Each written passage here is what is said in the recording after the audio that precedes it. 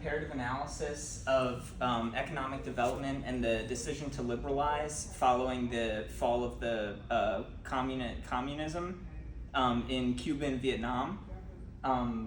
I worked on this with Dr. Lau right here. This was initially a paper in his international political economy class that I've kind of expanded for this conference. And please work. Okay, there we go. So move that so we can see the research.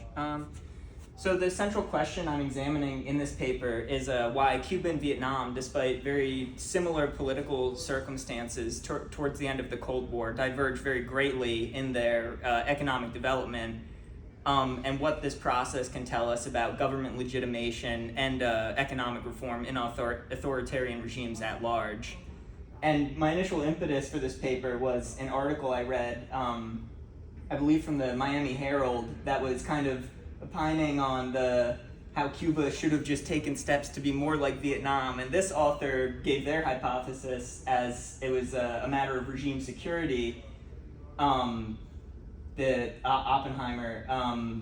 said it was just purely a matter of regime security, that the Cuban Communist Party feared greater economic freedom. And I wanted to really interrogate that in this paper and compare Cuba to another communist country, because I couldn't wrap my head around why this op-ed editor would believe regime security was the sole factor at play, despite Vietnam's Communist Party also having a vested interest in its own continued rule over the government of Vietnam.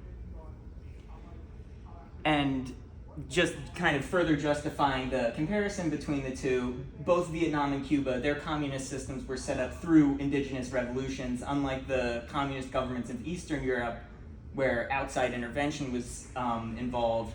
There was, bottom-up establishment of communism and these governments in both Vietnam and Cuba. Vietnam, obviously, through the movement in North Vietnam and eventually the reunification during the Vietnam War, and Cuba through the movement against the Batista regime and the government set up under Castro.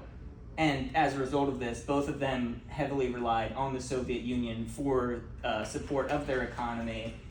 I have here Vietnam's trade with the Soviet Union was around half of total exports and imports, and Cuba was over 70% of trade solely with the Soviet Union. Of course, for the Comecon at large, these statistics were much greater. Most trade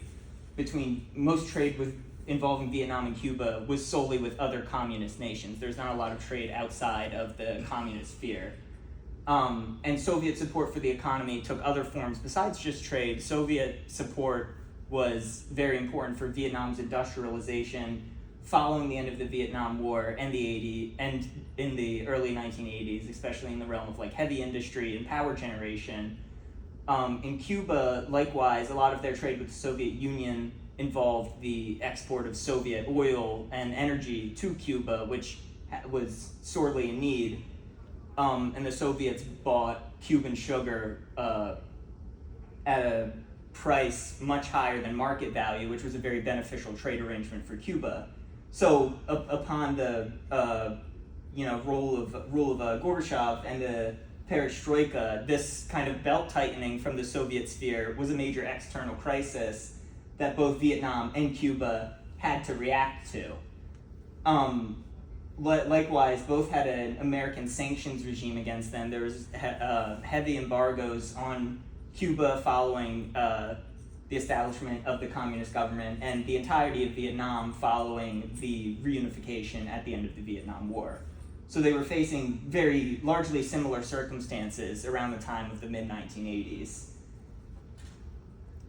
And the conceptual framework at large, part of it involves government legitimation, first drawing upon Max Weber, who was one of the first scholars to posit a couple major forms of government's internal justification.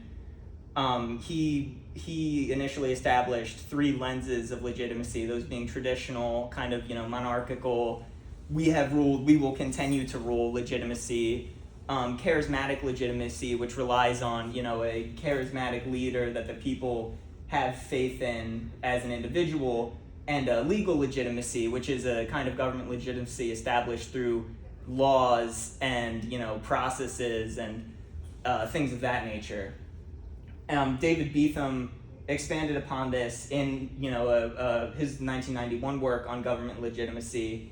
He drew the distinction in legitimacy between communist governments involving external and internal support of communism. A country like Vietnam or Cuba that had an indigenous revolution to establish this system is inherently going to draw its government legitimacy from different sources than governments such as Poland or Romania or other Eastern European countries that had a communist government established with heavy help from the Soviet Union.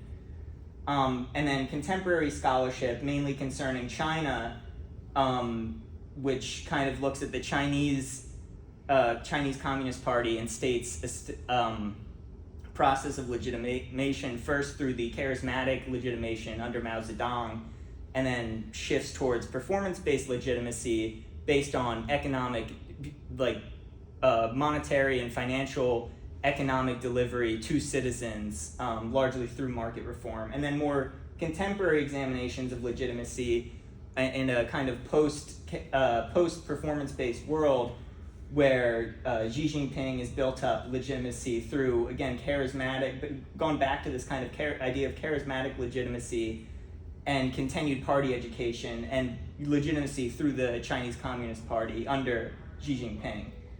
And then second off, revolution, a term I'm referring to is revolutionary institutionalization, which is kind of the process by which these party and ideological movements form a state and create processes for the succession of leadership, either informal or formal. Going back to China, the last few Chinese presidents were chosen through informal polls of top party members, and that's the kind of informal process that is used to select a leader, which is going to have a massive impact on a communist system where the leaders of both party and state are going to be important policy drivers. And then second, institution building, which is the kind of smaller ground-well support from party and local councils, and how those institutions are both created and how they engage with the state and policy making within the state. And then I've mentioned the American embargoes on both states earlier, so I feel like the role of the United States and its economic hegemony is very important in understanding the economic development of both these countries, as the U.S. can serve as a major gatekeeper for a country's access to the liberal economic world order, both through its control of domestic markets, as the U.S. is the richest country in the world, a very large consumer country. It is also home to a lot of investors, which is very important for any country that would want to pursue a private market-based economy. And the U.S. also regulates membership in other agents of socialization, such as the World Trade Organization. But to understand how the U.S. provides access to these markets and these institutions, it's also important to understand the two-level game of American foreign policy and the interaction of domestic American interest groups with lawmakers and policymakers and foreign policy, the foreign policy regime in the United States. So with that in mind, looking at Vietnam in the mid-1980s, Vietnam pursued a very extensive series of market and privatization reforms known as Doi Moi. This was first officially instituted in the Sixth Party Congress in 1986 and included these heavy pushes for foreign investment, autonomy for some of the state-ran businesses, as well as privatization of aspects of things such as agriculture that were formerly heavily dominated by the state. This was developed as part of some early experiments with market liberalization in the 1980s that were mainly in the field of agriculture, but this policy sort of expanded that to the whole scope of the Vietnamese economy. And a big reason for that was the leadership principles within the Communist Party of Vietnam in the 1986 Party Congress, as well as the two previous Party Congresses in 1982 and 1976. 1/3 of committee members were retired.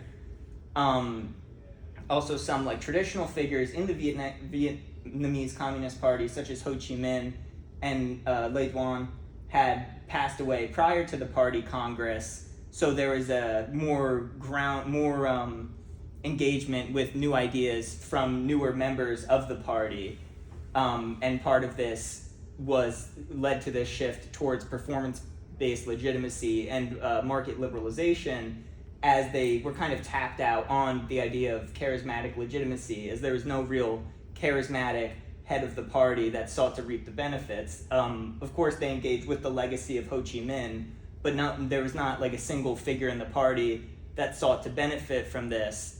And the economy at large was in such a state of crisis that they couldn't fall back upon the legitimacy offered by Ho Chi Minh and the revolutionary idea to, kind of establish legitimacy over the state. So there was a very conscious shift towards market liberalization as a method of economic growth and state legitimation through the 1986 Party Congress.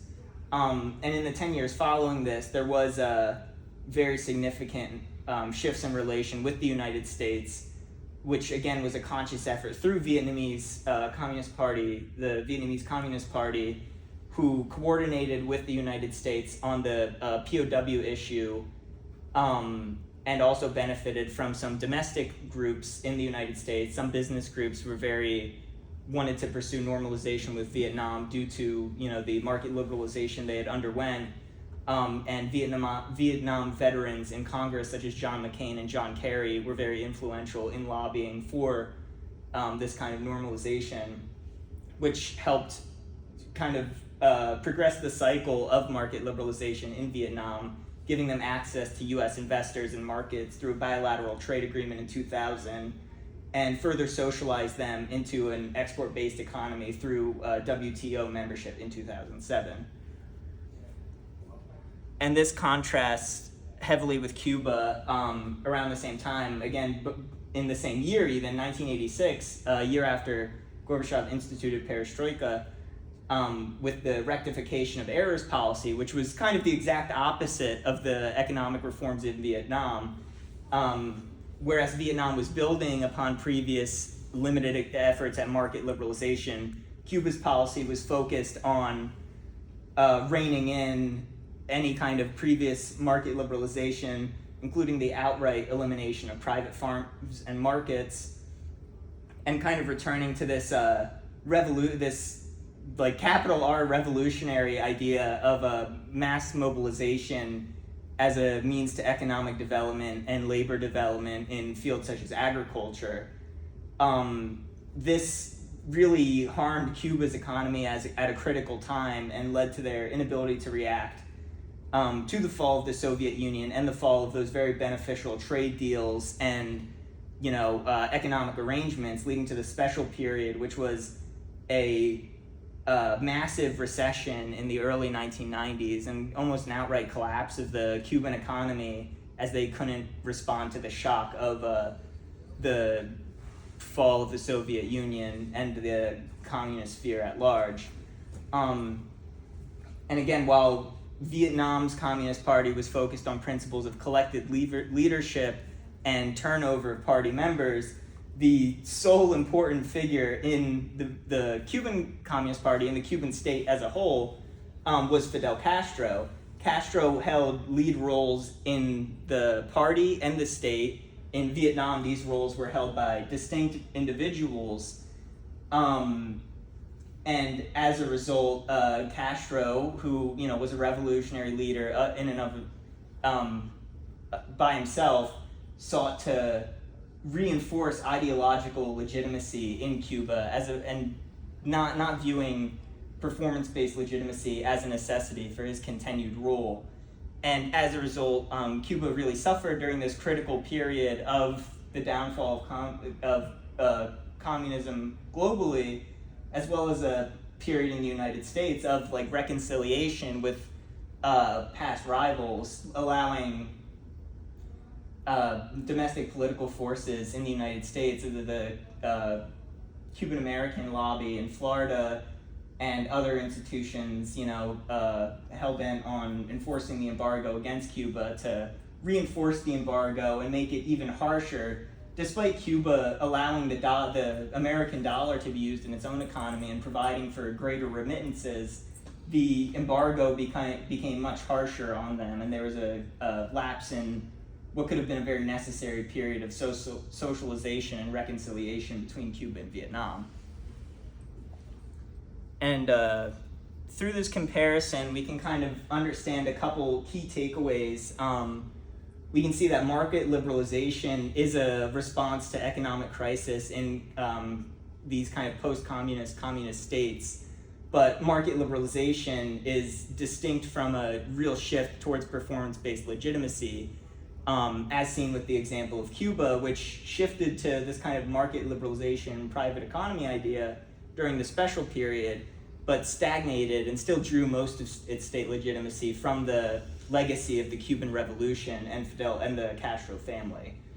We also see that economic reform and political reform aren't necessarily linked together as Oppenheimer, the author of that Miami Herald article, would believe, as both states took careful steps to manage market reform, but Vietnam, which put a stronger focus on this idea of performance-based legitimacy, still sought to maintain the party still sought to maintain political control over the state.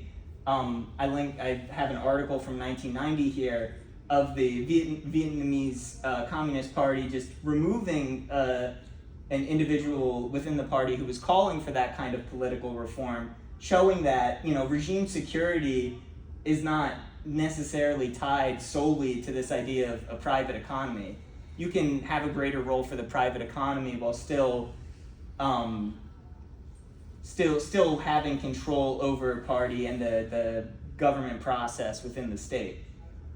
We can also see the dual role of the United States, which can serve as an agent of socialization, as seen in the case of Vietnam, providing access to market, investment, and institutions that socialize Vietnam further into its private economy. Or we can see it as a gatekeeper in the case of Cuba, kind of stagnating and not really allowing Cuba access to some of these same institutions and benefits that Vietnam had, which stunts the market liberalization process. And then looking forward towards Vietnam today, we see Vietnam continuing the balancing act between economic and political reform, kind of caught between the influences of America and now China as well. And the Vietnamese Communist Party has taken great pains to tailor its legitimacy through balancing the impact of the West and the impact of China, even kind of co-opting the threats they pose to their continued rule into their government legitimation. These scholars kind of create a framework of Vietnamese state legitimation, where legitimation is not just born from continued economic performance for the people, but also from the threat posed by the United States to the Vietnamese Communist Party's rule, and the nationalism from encroachment on China in the East Sea. But we also see other internal threats to that kind of market liberalization and continued economic development. To Lam, who was confirmed for another term as president of Vietnam, kind of bucking some of the norms that Vietnam has established for its succession of leadership. He now holds top posts in both the party and the state, which has drawn comparisons to Xi Jinping, and means that he's going to be a very important figure in Vietnam's continued economic development, and may even pose a threat to some of that, may even pose a personal threat to some of that market liberalization if he continues to establish this kind of charismatic legitimacy. It might give him a greater ability to put his thumb on the scale in terms of what the role for the private economy is in Vietnam. And then, in contrast, looking at Cuba today, Cuba, which has still never truly made the shift to performance-based legitimacy in the way Vietnam or China has, is showing more of a shift towards that in recent years. The 2019 Constitution, which was the first wholly new constitution adopted in Cuba in several decades, it has worked to build more groundswell engagement from the citizenry and encoding some of that into the Constitution, as well as the role of institutions such as the National Assembly in policymaking, and even went as far to recognize various forms of property within Cuba. And then looking at the succession in party and state leadership, Miguel Diaz-Canel doesn't have the same prestige as the Castro family, and has even played a part in pushing for a greater private role in the economy, especially following the COVID-19 pandemic, which was another major external shock to Cuba in the same way that the fall of the Soviet Union was, kind of leading to that, reflexive market liberalization. As seen here, the GDP of Cuba has dropped immensely following the pandemic and has not really recovered whatsoever since then. So there's been a major legitimacy crisis in Cuba, and to try and patch that up, Diaz-Canel has worked to establish more of a role for the private economy as a means of really trying to deliver economically for citizens within Cuba. But as shown by the GDP chart, that hasn't necessarily been the most successful as of yet. And another issue is that Diaz-Canel still holds top roles in both party and state. He is the general secretary as well as the president, which, as we know from our earlier comparisons of Cuba and Vietnam, isn't necessarily the best idea if you want to give a greater say to the private economy and market liberalization. It helps a lot to have some distinction between party and state and some collective decision making at the highest levels of government. But also, given this, we can look at the current rhetoric